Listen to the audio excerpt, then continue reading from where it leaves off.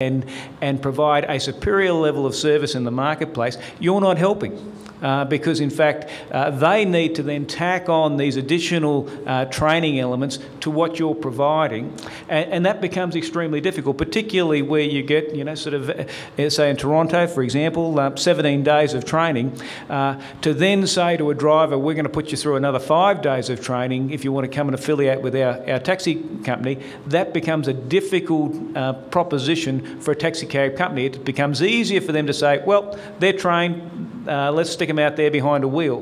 Whereas, and as you'd also know from a training perspective, to be able to add those areas of finesse and improvement at the time you're teaching that respective module and working that driver, prospective driver through that module, that's the time to deliver that extra training.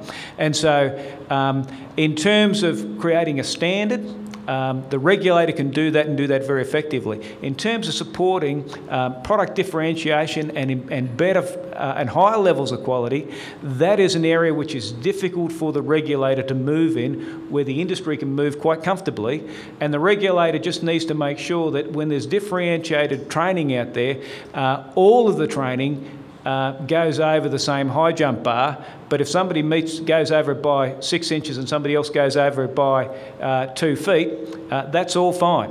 The regulator's role can be there as a regulator.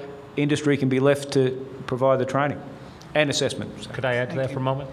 Sure, absolutely. I agree with him, and the young lady back there always asks some really great questions. We like approaching training with guided discovery. It's if you train, and I saw some people say, but we're here as regulators, I saw some heads and read some lips, just to teach the regulations, and that's very true. But there's a way of teaching a course through guided discovery, and we have a lot of debate with the course we're drafting about a clean car. You can get a ticket thing for a dirty car. Well, a dirty car is arbitrary. So we're going to talk about a clean car is made up of the following kind of components. Now, those components definitely make it a clean car, but it raises the bar on what a clean car is. And you can do that with a good training module to give the student, the pupil, a vision of what it means at a higher level versus just teaching it's important in Hillsborough County to maintain a clean car.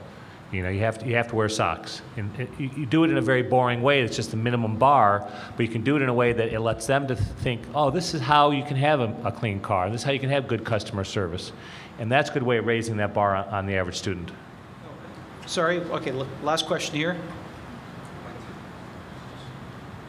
I'd just like to make an offer to all the regulators here.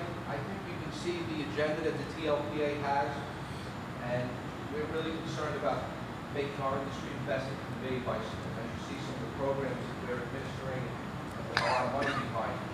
I would like to make an offer to you. If you have operators in your area that you seem to not get along with and you seem to have a disconnect, please tell us and call us, and we'll be happy to work with them, get them to understand that it's very important to work with all of you regulators to make it a better situation for your city and your jurisdiction. So please consider that. Okay, round of applause for our wonderful panel.